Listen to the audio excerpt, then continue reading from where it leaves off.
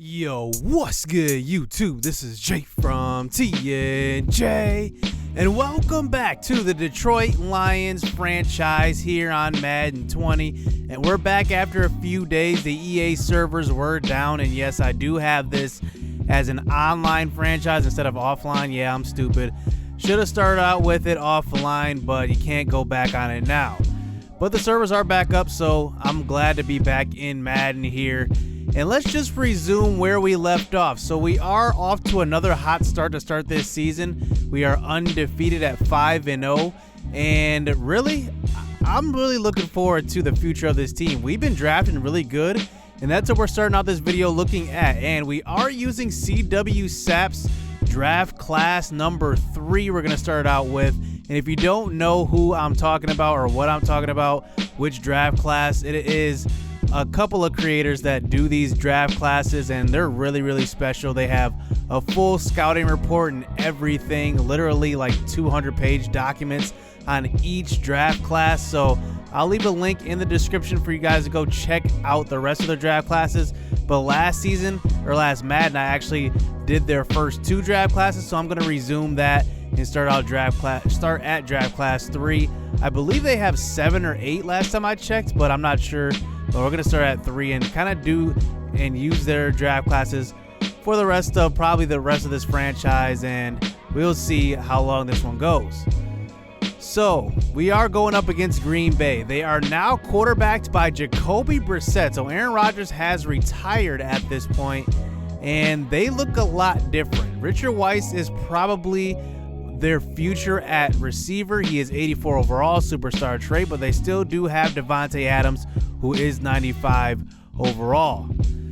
So we did decide to upgrade our playbook here to Green Bay's, and I did have Philly before. I actually don't like Phillies. It's a little bit limiting because they have a lot of shotgun plays, not a lot of variety. So we are actually going to go up against Green Bay and use their playbook while we're at it.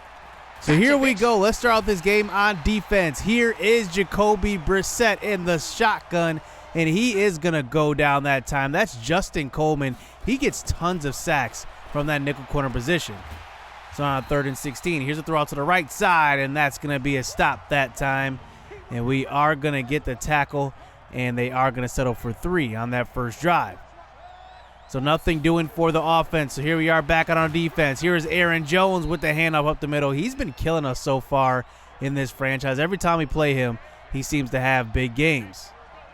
So now they get into a 3rd and 1 at about the 11-yard line. This time Brissett throws across the middle. It's going to be caught by Devontae Adams. He's in, touchdown, wide open.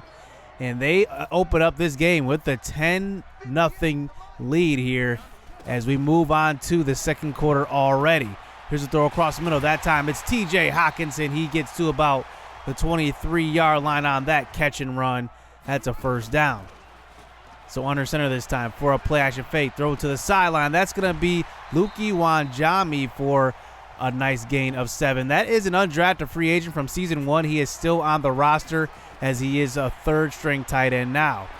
So 2nd and 3. Throw across the middle. That's going to be Galladay. He's got 8 yards and another first down. As we move this inside the 10-yard line under center, here is Fields. Handoff. Kennedy Brooks. He gets to the outside. He's got speed. He throws a stiff arm and will get pushed in by Zadarius Smith. That's a touchdown. Kennedy Brooks, who was our starter two seasons ago and kind of has taken the reins, to be honest. You know, ETN hasn't stayed healthy. Kerryon Johnson hasn't stayed healthy. Kennedy Brooks is the only running back that's really stayed healthy and been consistent. So now down 10-7 here towards the middle of the second quarter. Here's Kennedy Brooks with the handoff up the middle, and he's got a gain of 5 yards. So we move the chains to about the 43-yard line. Kerryon Johnson's in the game. Handoff. He's got a big hole, and he is going to break free. That's a touchdown run by Kerryon, the longest of the season. And he gets us to take the lead that time with that big run. And Kerryon, who is still on the roster, we did make a decision to keep him in the offseason. Seems like it's paying off with all the injuries, and he makes it a 14-10 game. So now 4 minutes left here in the first half. Here's Jacoby Brissett from the shotgun. He barely gets rid of it, getting it away to Aaron Jones, who spins away. He's going to break free. That's a touchdown. And like I said, Aaron Jones just absolutely tortures us anytime we play them. It seems like he's always making plays like this. So breaking through 2 tackles, and that was the rookie Ali Gray and big play Slay. And now they take the lead right back. So we move on to the second half. Now down by 6 points. Here is Luke Iwanjami out of the tight end bunch formation. He's got about a gain of 7 as we eventually do pick up the first down. So now a 2nd and 12 now at the 17. Throw across the middle. It's going to be Galladay. He can't hold on in traffic. He takes a big hit from Kevin King. And that makes it a 3rd and 12 at about the 17-yard line. Fields faces some pressure. He's going to try to get rid of it. He does, and that is going to be incomplete.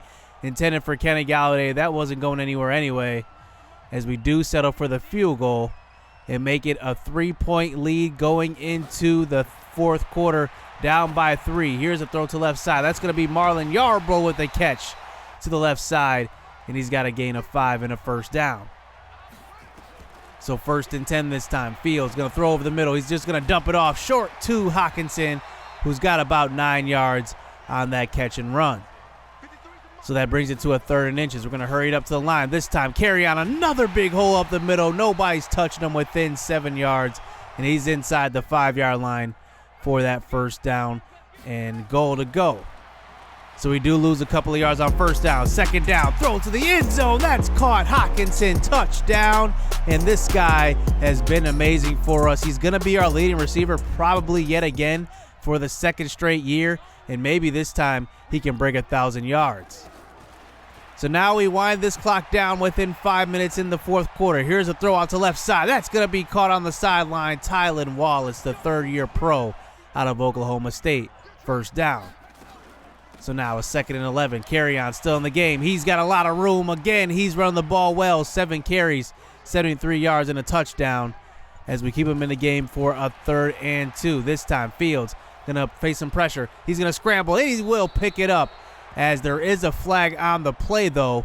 And take a look. It's going to be holding on the offense. That's going to be on the 2nd-year pro, D'Angelo Boone. So now 3rd and 12 this time. Fields scrambles out to the right side. He's going to get rid of it, and that will be caught. Tylan Wallace. And we're going to just settle for 3 points here to make it a 7-point lead. So now 2 minutes left here in this game in the fourth quarter. Can Jacoby Brissett come up with some Aaron Rodgers-esque magic here as he's on the road, as this is a tough environment to play in versus an undefeated Lions team. Throw out deep to the right side. That's going to be dropped by Devontae Adams. Nice play by Ali Gray as that brings it to a 3rd and 6. Throw across the middle. Wide open is Richard Weiss. He will get the first down as he gets it to about the 48-yard line. So now 1:10 left. They do still have all 3 timeouts. Brissett throw out to the right side. It's Weiss again, who that's almost tipped up in the air and picked off by Ali Gray. Couldn't get to it in time. So now they get it to a 3rd and 10 this time. Almost a minute left in this game. Throw across the middle. It's going to be picked off. That's Rich Patton, and that was intended for Jay Sternberger, and that is going to be an interception. It's 3rd of the season for the linebacker who was our first-round pick 2 years ago. And we take back over. They still do have 3 timeouts left. Only one more first down wins it, and we will get it on that throw.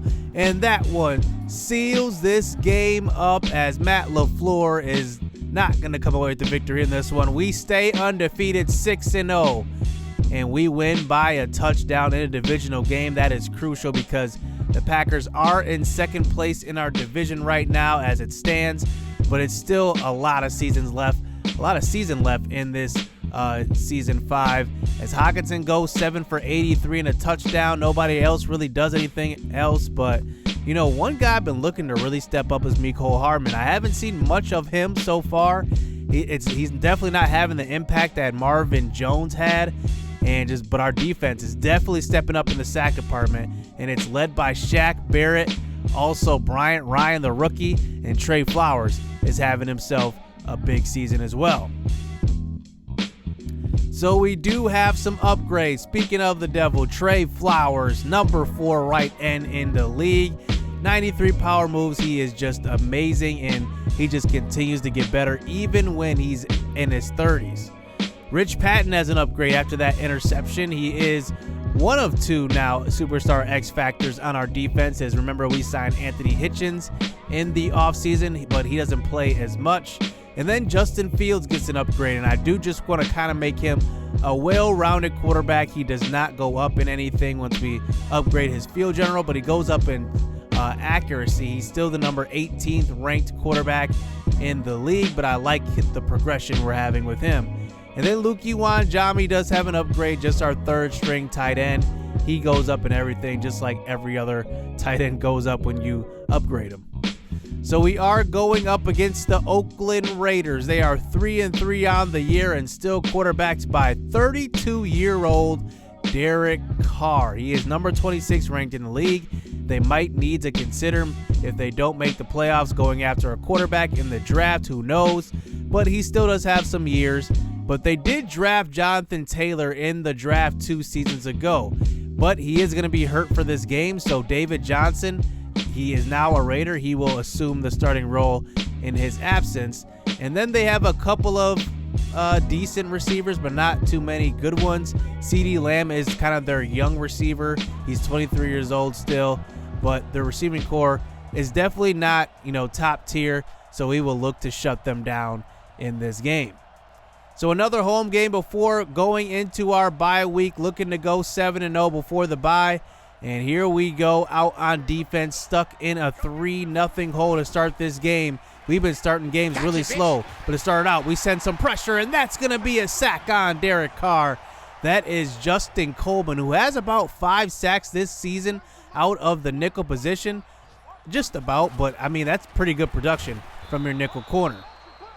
So we already moved this one on to the second quarter. Nothing doing in the first quarter of these games. Here is Justin Fields scrambling out to the right side. 2nd and goal. He's going to take it in himself. That's a touchdown run.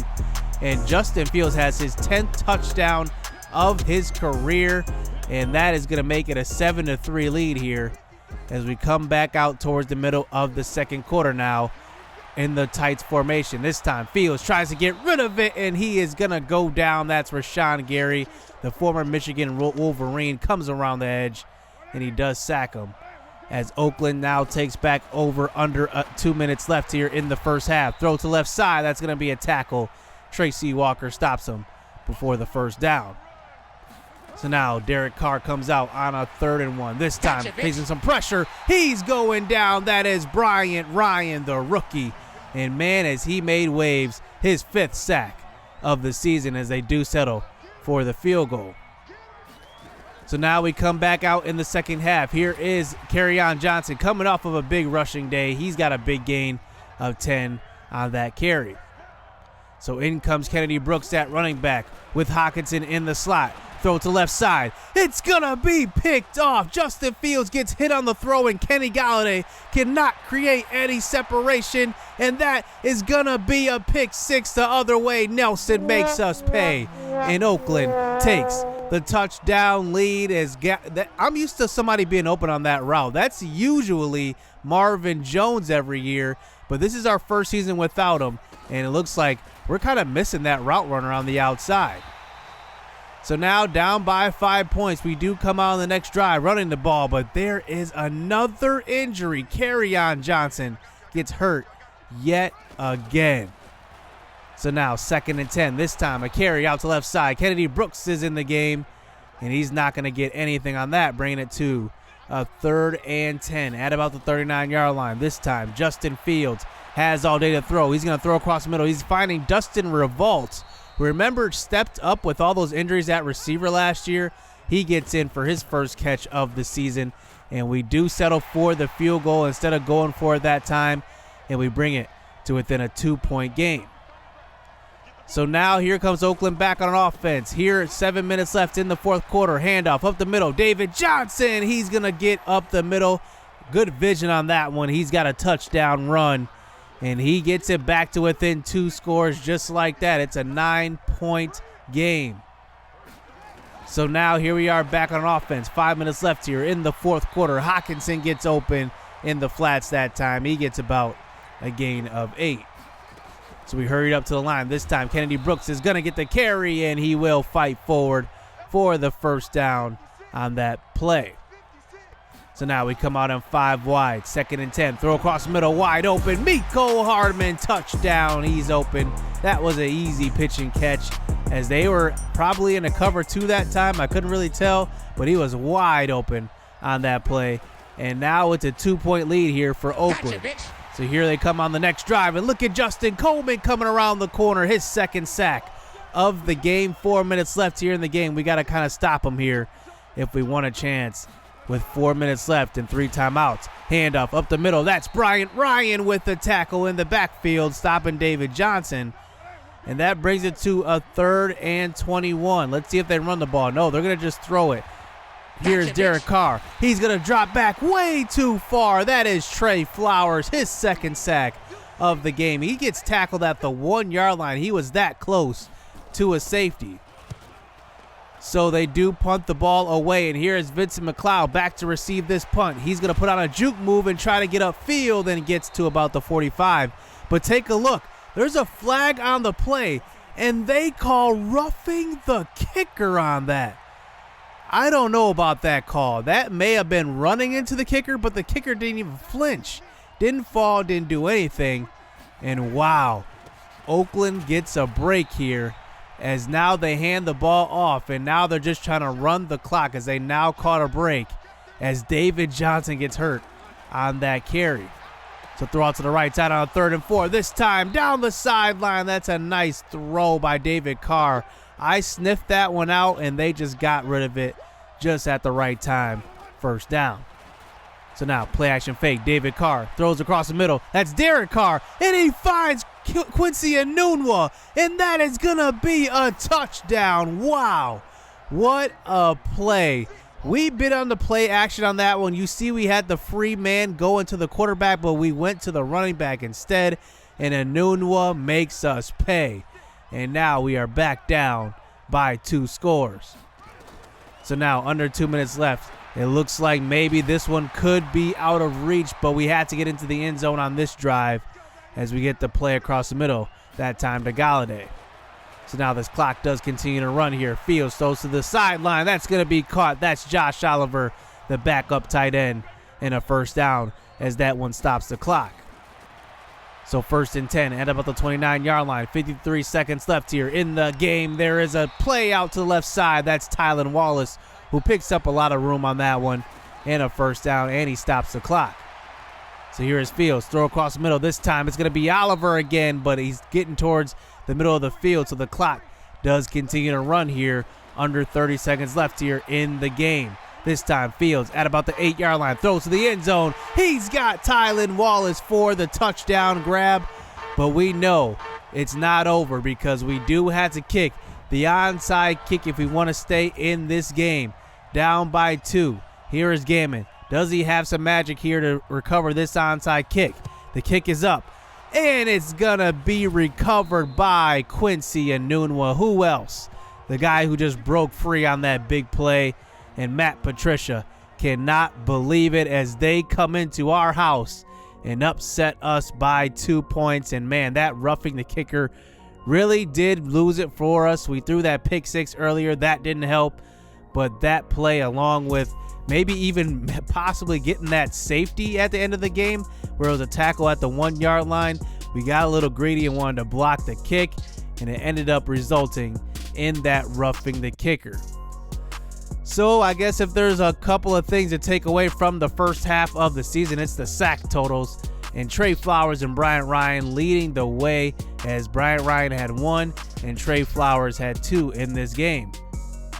So Bryant Ryan does have an upgrade after this game, and he has 2 actually, so we do get to upgrade him twice, and we will put the power moves up twice, so he does go up quite a bit.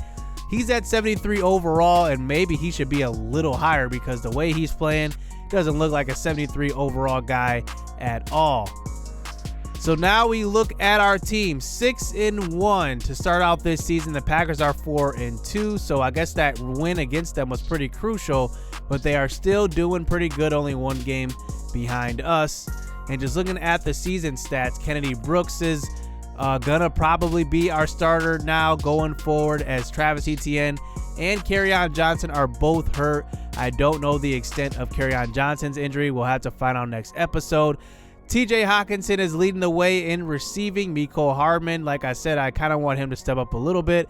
I'm looking for that big play ability because Justin Fields can throw it downfield pretty well. Jelani Tavai does lead our team in tackles for the 5th straight year now. Bryant Ryan has 5.5 sacks. Trey Flowers has 6.5. And this is a good year. Even Shaq Barrett has 4.5. I'll take that. I mean, if we have 3 guys with 10 sacks at the end of this year, I mean, that is a successful year. That would be amazing, and we're kind of on track to do that, as even Justin Coleman has 3.5 from that nickel corner position. So that will do it here in this episode. We will be going past the bye week next episode, and our team will have a week to rest. So 6-1, not bad here as we get through halfway through the season. So we have a couple of division games coming up. The Redskins, who, remember, we did lose to them last year. The Packers, who we want to beat again to create some distance. The Saints and the Bears. So hit subscribe. Hit that like button. Stay tuned. Let's get it. Let's go.